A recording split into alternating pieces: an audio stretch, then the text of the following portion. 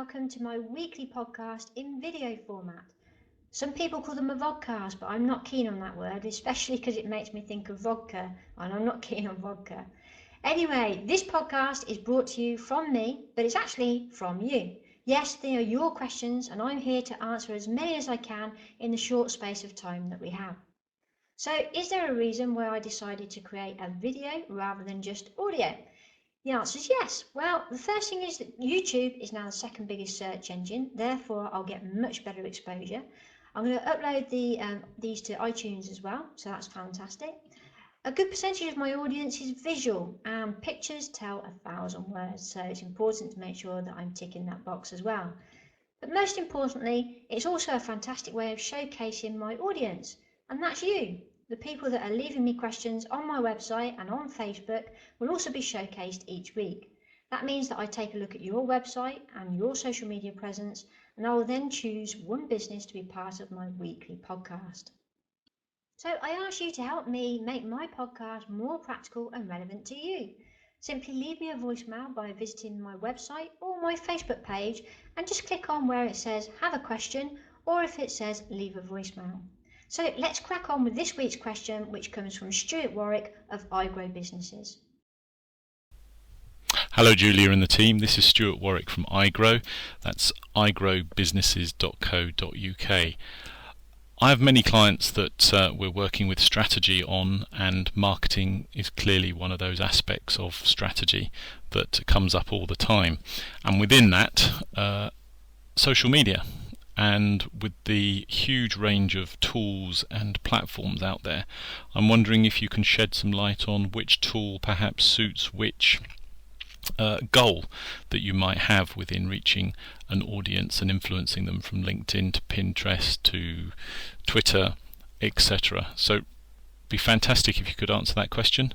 That's Stuart Warwick from iGrow. That's igrowbusinesses.co.uk in the UK. Thanks, Julia. Well, what a great question, Stuart. Thank you so much for leaving that question there. And what a great way to start the new year. Well, my reply is quite simple. I suggest that you give your clients the following advice before they venture into any sort of preparation for their own social media.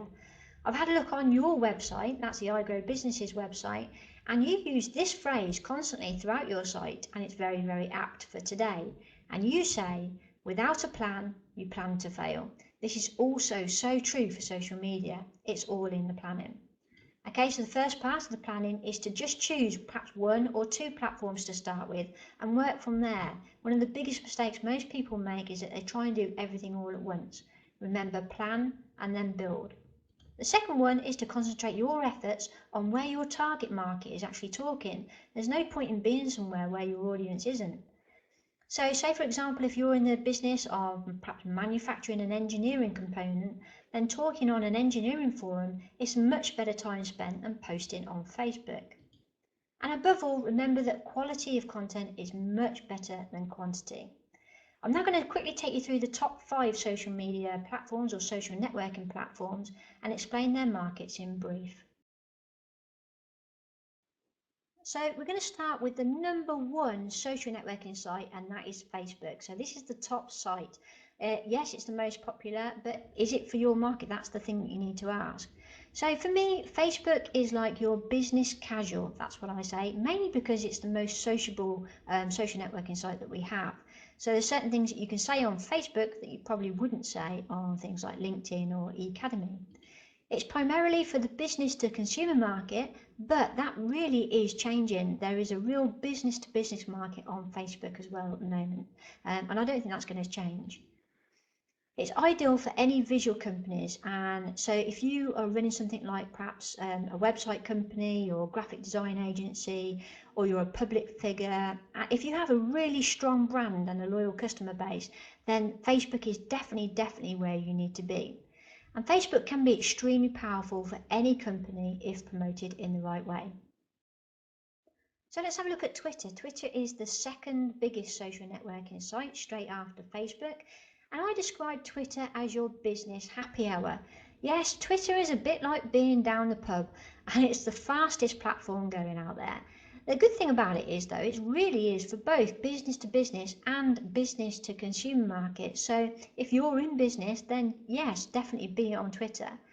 I would say the most powerful way of using Twitter is really for local businesses, though, or if you've got a particular niche market, because you can really hone in on some very good Twitter searches.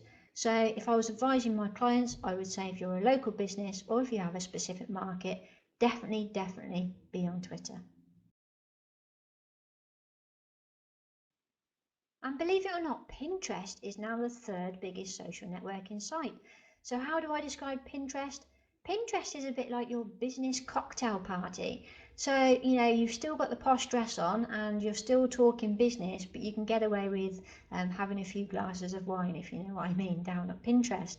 So you can invoke some personality into your Pinterest account. As I've already said, Pinterest is the third largest social networking site, so you would use this platform mainly for three different reasons. A, if you're in retail or you've got a product to market. If you've got a design portfolio, so say if you're a graphic designer, a web designer, or you've got some sort of design portfolio, or if you blog often. And the main reason why I say if you blog often is because Pinterest now brings more referral traffic to your blog or to your website than LinkedIn, Google Plus and YouTube added together and then doubled. So the referral traffic for Pinterest is really great, which is what makes it the third biggest social networking site.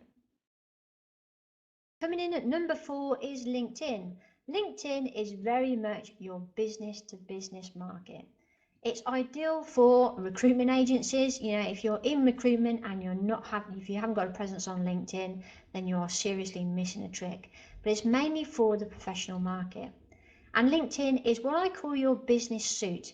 Therefore, dialogue and content should be dressed appropriately. So you don't put things like what you're having for breakfast or you've just checked in at Costa Coffee on LinkedIn. There's just not the place for it. That's not to say you've got to be dull and boring. With LinkedIn, you need to invoke a little bit of personality, but it needs to be professional. And coming in at the rear is Google Plus. Yes, first we had Google Wave, then we had Google Buzz, and now we've got Google Plus. Actually, I've been using it now for probably about 6 months, and it's really good.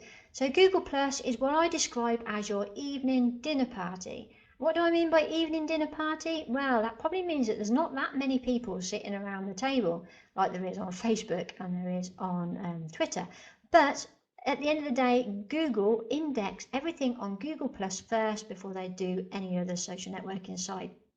So if you're producing any sort of content, as in blogs, videos, podcasts, anything like that, make sure that you whiz it onto Google Plus first, because that's where it gets indexed. So it's a bit of a no-brainer. All companies should be on Google Plus. So that's it for this week. Thank you very much for listening. But next week, I'm going to be answering Chris Moody's question from ASL Computer Solutions, which are based in Rugby in Warwickshire, that's in the UK, which is all about building your Facebook audience. I'm actually going to do this in a different format. It's not going to be in a slideshow format. I'm going to do it actually on a computer. So I'm going to be showing you Facebook as well, showing you how to build your audience. So that's it for this week. If you have a question, please do not hesitate to give us a quick call. If you'd like to appear on an upcoming Green Umbrella podcast, all you have to do is check out the podcast question guidelines, which is on our website, and just whiz on to green-umbrella.biz or go onto our Facebook page and click have a question or leave a voicemail. So that's Julia Doherty from Green Umbrella Social Media for Business, signing out for another week. I'll see you soon. Take care. Bye.